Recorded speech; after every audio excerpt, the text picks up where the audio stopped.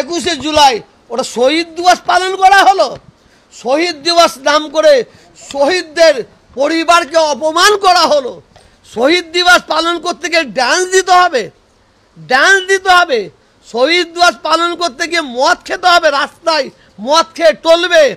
হ্যাঁ, শহীদ দিবস পালন করতে পিকনিক করবে।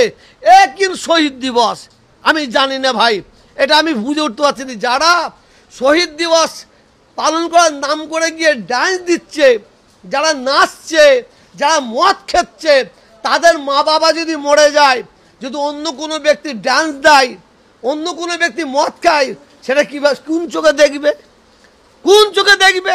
এটা আমি মনে করি শহীদ দিবস করার নাম করে শহীদ পরিবারকে অপমান করা হচ্ছে, ছোট করা হচ্ছে বলে মনে করি।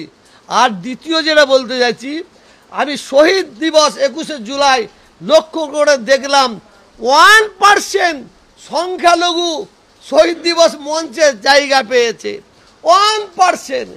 আর মাটির তলায় অর্থাৎ মাটির নিচে পায়ের তলায় 80% মুসলিম, তারা পায়ের তলায় জায়গা পেয়েছে। হ্যাঁ, এইভাবে মুসলমানদের বঞ্চিত করা হচ্ছে। খবর নিয়ে দেখা হোক, খবর নিয়ে দেখা হোক।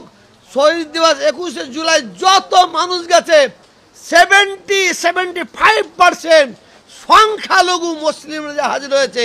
আর সেই সংখ্যালঘুদের ভোট নিয়ে, সেই সংখ্যালঘুদের ভোট নিয়ে এমএলএ হবে, এমপি হবে, সভাধিপতি হবে, সভাপতি হবে, প্রধান হবে।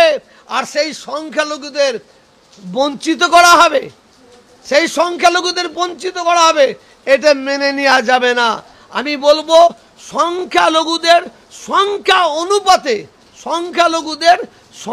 অনুপাতে তাদের প্রত্যেকটা রাজনীতির জায়গায় তাদের স্থান দেওয়া হোক, এটা আমার দাবি থাকবে।